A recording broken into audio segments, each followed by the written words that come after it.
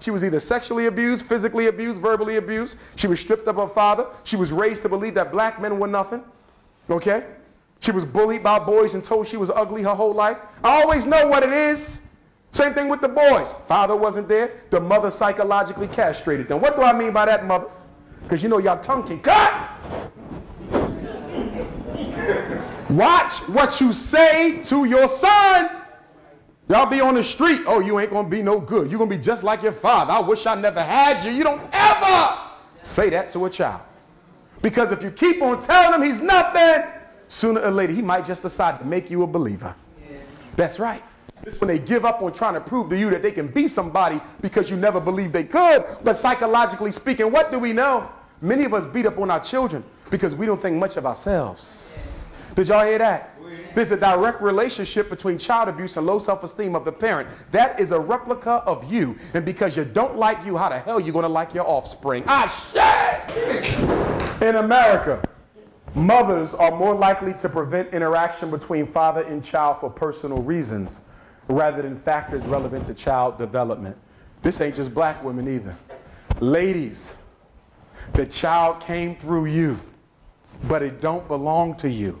Not from an African frame of reference. Study your culture. If you want to go back to Egypt, at least study how the families were viewed. Okay? The child comes through you, but it belongs to the community. You have to get rid of this consciousness that says, that's my child. I carried her. I carried him. They look just like me, not you. It don't matter if you spit them out. That's still their daddy. It takes two to make that child, not one. And guess what? If you try to do it by yourself, you're going to make a mistake because God did not design humanity to be raised in a house of one parent. See, you need 50% feminine energy and you need 50% masculine energy. That's the balance. All of us are half male, half female, but one dominates, or should. Okay? Stop laughing! So if your daughter don't get validated by her father, she'll spend the rest of her life looking for validation. Now you teach her how to be a lady, but he must validate her womanhood. Don't you ever forget that. If your son is always up under your skirt and never get that masculine structure, he might start wanting to wear one. And if the biological father's not around, uncle, grandpa, brother in the community, make sure you see their child abuse record. Make sure you go on Megan's Law, because we got pedophiles in our community. That's right. But the thing about pedophilia that's so sad, which is related to this, because when fathers are not there, the risk of all that go up. See, when a man know that another man ain't having it with his, I don't care how pathological he is. He might have every label in this mother. But if he know you ain't having it, he will fix himself.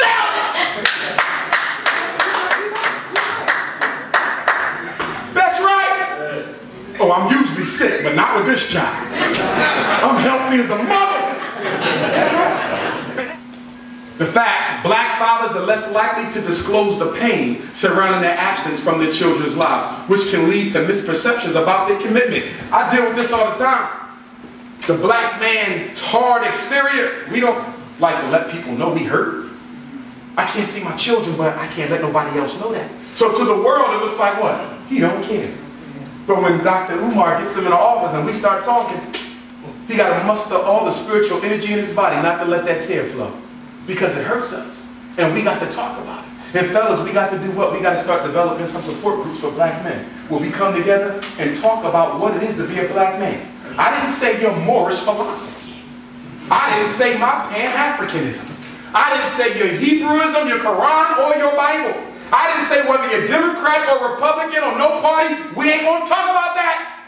We're going to talk about nothing else than what life is like on a day-to-day basis. Oh, y'all follow with me? Yeah. And sisters, y'all got to do the same thing. Y'all need sister circles. Y'all can rotate houses. It's going to be at my house tonight. Next Friday, it's going to be at her house. The third Friday, and we're going to come together. Make sure you have somebody frisk them down for weapons. Because some of us crazy, right? And y'all want to talk about not religion and how you need Christ and you need to take your shahada or you need to read Mr. Garvey's philosophy. We ain't going to talk about that. You need to go natural. We ain't going to talk about that. We're going to talk about what it is and what we go through as a black woman. And do y'all have some advice for me? Because I'm trying to let my son be in his father's life, but he keeps disrespecting me. Well, do anybody in here, well, my husband went to school with your baby dad. So maybe I can have him talk to him on a man-to-man, and maybe the four of us can come together and sit down. Well, I don't think he would know. They were pretty cool. And the next thing you know, you done work this situation out because we use group power. We got to go back to group power. I'm getting sick and tired of this African individualism. That ain't us. That's white folks.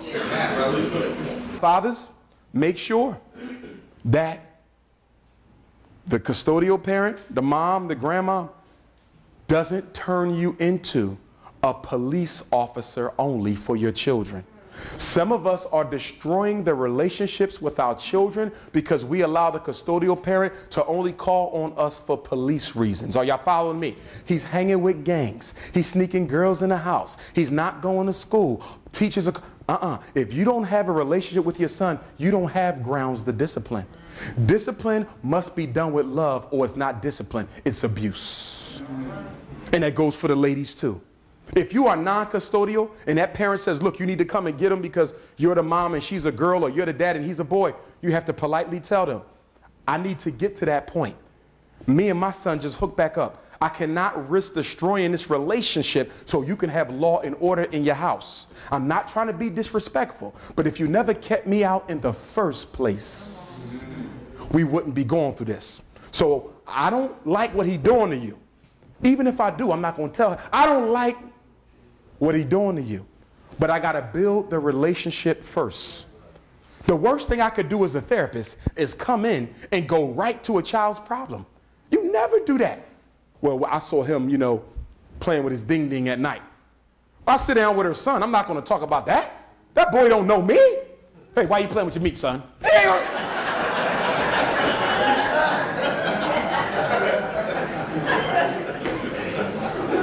Your mama said you was flocking a flogger. What's wrong? I can't do that. I gotta, how you like school? Do you got a relationship with your dad? What's your after school program? Who your favorite basketball player? And then the parents is coming in and saying, excuse me, sir, we paying you, right? For the past 4 meetings, you've done nothing but talk about what my son liked to do. And then I got to explain to the parent that therapy or building a relationship with your child who you ain't seen in a while is like unpeeling an onion.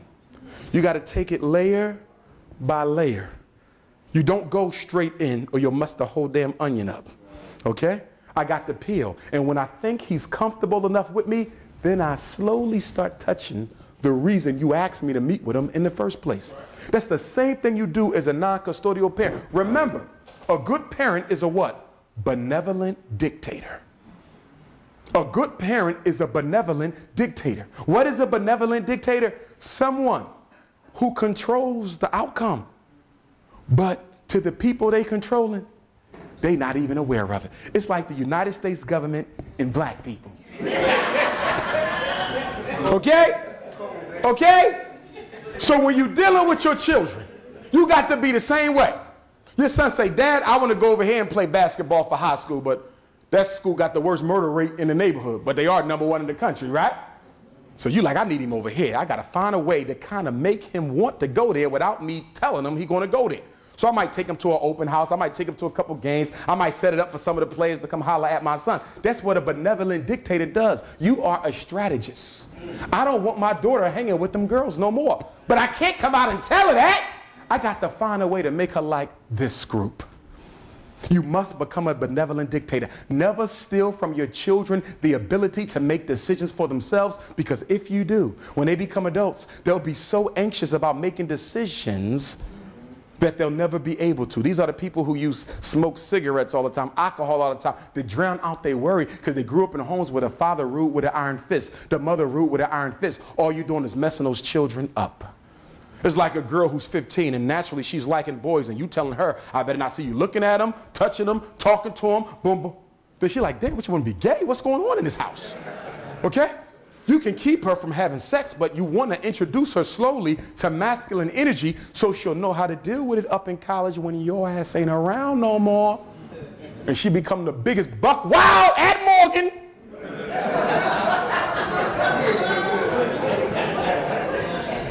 Talking about my baby got Jesus in her life.